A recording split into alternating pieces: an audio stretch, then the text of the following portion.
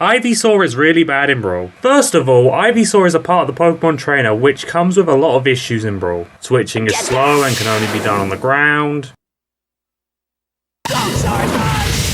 Ivysaur takes a lot of extra knockback from fire attacks, and don't even get me started on stamina. Even if we put these Pokemon trainer issues aside, Ivysaur is still terrible. Ivysaur is slow, it has a terrible recovery, and in general, Ivysaur's moveset just isn't very good. It's hard to find moves on Ivysaur that can definitively be called good, and Ivysaur certainly has a handful of trash moves which are perfect for this series. Today, however, I want to look at Ivysaur's back air?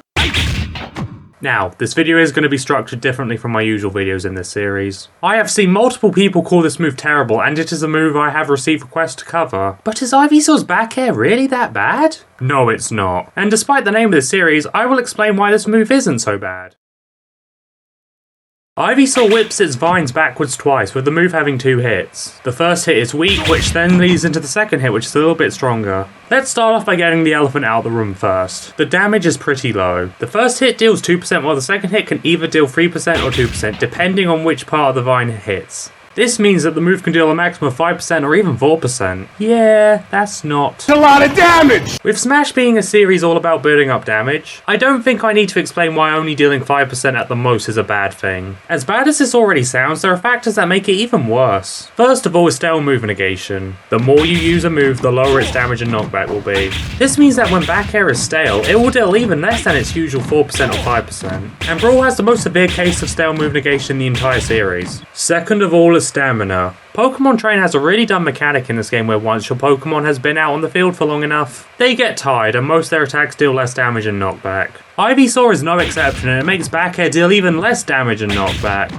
This does apply to most of Ivysaur's moves to be fair, but it does make Bear's already low damage even lower. The damage may suck, but is the knockback good? No. The sweet spots do not kill your opponent until they're well above 200%, while the sour spots kill a good 100% or so later. What makes this even worse is that the sour spots are the furthest away from Ivy, so you have to be quite close to get the more damaging sweet spots. This isn't exactly ideal considering that this is a disjointed move, which you would typically want to space as much as possible. This only gets worse as back air becomes more stale and when Ivysaur runs out of stamina. The second hit also launches opponents rather high, so it isn't the best for edge guarding either, and the poor knockback can make the move unsafe on hit depending on how Ivysaur uses it. This does depend on how Ivysaur uses the move, however, as Ivysaur can easily space the move and land quickly to make it safe on hit. As bad as the damage and knockback on Bear are, there is something which can alleviate this. Back air only has 10 frames of landing lag, which is pretty low in Brawl.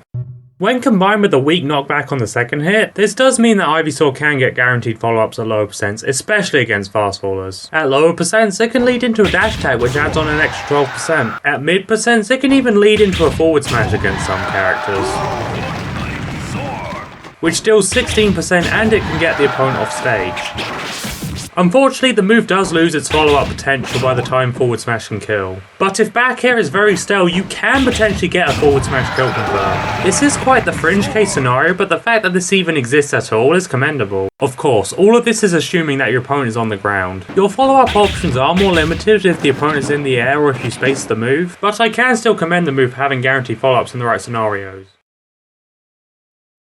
Now that I've talked about this move's biggest weakness, let's look at the rest of the move and see how it holds up. The move comes down frame 4, which is really good. While the move usually isn't very rewarding when it lands, it is a very easy move to land due to its speed and range, which I'll talk about a bit later. The move has 43 total frames, which is kind of air, but not too bad overall. The move can also short hop auto cancel, but you do need to finish the whole move to get the auto cancel. One minor thing I didn't mention earlier is that this move has a grass hit effect. All this really means is that it deals 1.1 times knockback to Squirtle and 0.9 times knockback to Charizard. It only affects the move in a single matchup, but I still wanted to bring it up for the sake of completion. One thing I did mention earlier, however, is that the move only has 10 frames of landing lag, which is quite good. This not only gives the move follow-up potential as I mentioned earlier, but it can also make the move quite difficult to punish. The first hit is -7 on shield, assuming that you perfectly time your landing, of course. This does allow a majority of the cast to get a punish, however, Ivysaur can easily space the move to make it safe against pretty much everyone since it has so much range. Even Charizard's grab whiffs at far ranges, and Charizard has the longest normal grab range in the game. Even against Power Shield, the move is still perfectly safe when spaced well.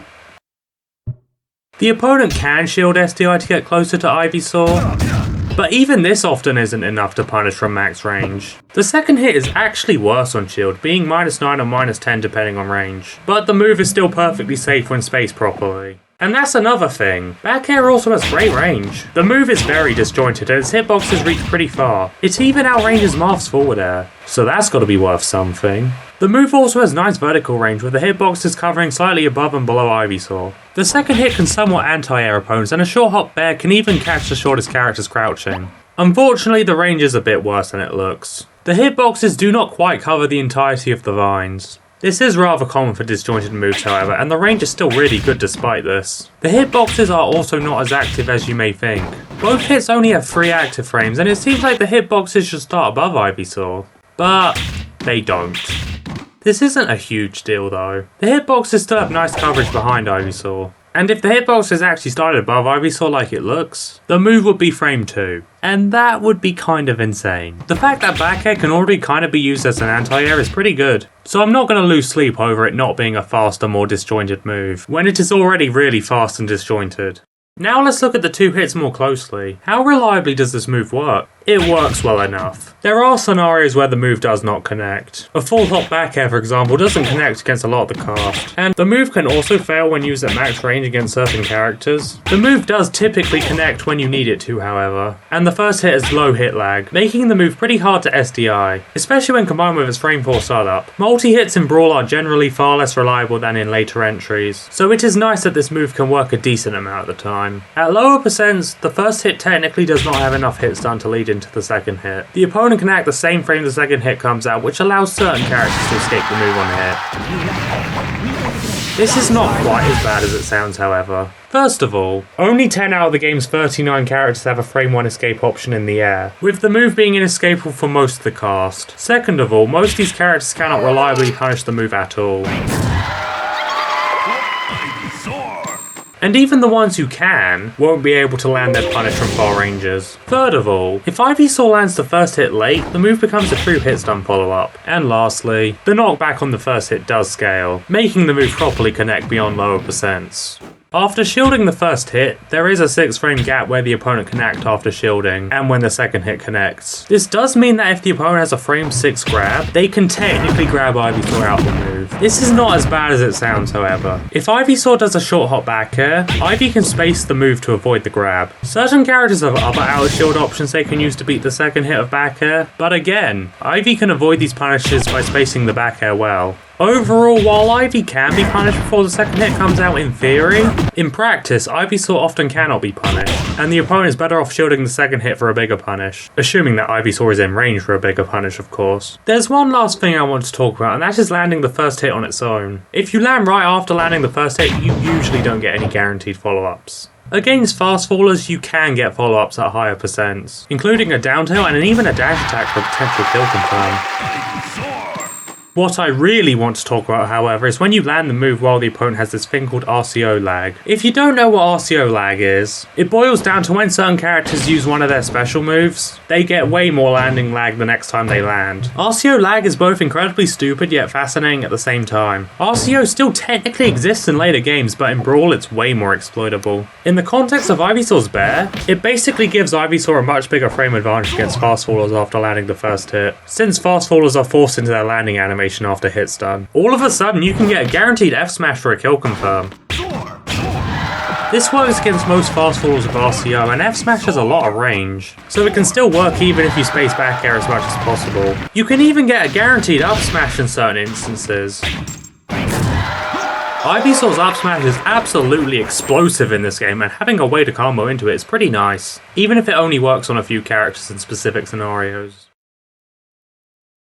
So back air comes out lightning fast, has great range, and it works fairly reliably, especially for Brawl standards. Because of this, back air actually has numerous uses in common scenarios, and it is even one of Ivysaur's more useful moves. The main use back air has is to poke and to stuff out approaches. Its quick speed and long disjointed range make it quite effective at poking opponents trying to approach. Ivysaur is overall a zoning character who likes to sit back and zone with Razor Leaf, so having a really fast, really disjointed, and potentially safe mid-range poke to keep opponents out is a really nice thing for Ivysaur to have. Ivysaur can also use forward air for this purpose, which hits much harder, but there is much slower and doesn't have quite as much range. making it worse for this purpose overall. Of course, the reward you get for landing back air is usually pretty low, but it's certainly better than having nothing. Back air also has utility as an out of shield option. Its quick speed and great range make it a great punishing tool if the opponent's behind Ivysaur. Nair and bullet speed are the same speed out of shield and they can be more rewarding, but back air has a huge range advantage compared to them. The reward is low and it only works if Ivysaur is facing away from the opponent, but it does give Ivysaur punishing potential in instances where other characters get nothing. It is also rather capable at whiff punishing for the same reasons, although this does link back to the move being an effective poke. Back air can also be used as an edge guarding tool. It's not great as an edge guarding tool due to its low strength, but its quick speed and long range certainly make it practical to land against offstage opponents. Ivysaur in general doesn't have very good edge guarding options in this game, so Bear being a viable edge guarding tool is certainly appreciated, even if it's not particularly great for this purpose. Overall, Ivysaur's back air is certainly an interesting move. On the one hand, the move is really weak, with the move having really low damage and knockback. On the other hand, the move is fast, has really good range, and has really low landing lag, all of which make it an easy to land and potentially really safe move. So what do I think of the move? I can't definitively call it good. Its damage and knockback are overall way too low and it hurts the move quite a bit. On the other hand, I can't call it bad either. The speed, range and landing lag are just far too good for me to call this move bad. The move does have a decent amount of utility and is overall one of Ivysaur's more useful moves, working well with its defensive playstyle. Even if this move just dealt more damage, that alone would make this move really good, but as it stands, it's alright. It is absolutely not the worst aerial in the game, especially when this monstrosity exists. I'll get to you one day. Back air might even be Ivysaur's best aerial. Ivysaur's actual worst aerial is down air. So if back air isn't that bad, why do people think it's that bad? It's simple. They look at the damage and knockback and think, wow, that's pathetic. This move must be awful. And then they don't properly consider the excellent speed, range and landing lag. The damage and knockback do suck and they do negatively impact the move, but not nearly to the extent some people think. It's one of those moves where its perception differs between people who play Brawl and people who didn't play Brawl. It's like how some people think that Snake losing his Claymore down smash was quite a downgrade, when in reality, that move sucked and Snake is probably better off with his new down smash, as uninspired as it may be. And that's all I have to say. I know this video was a bit different than normal, but I'm glad I got to talk about why this move isn't that bad. I will definitely go back to normal for the next video though. Thanks for watching,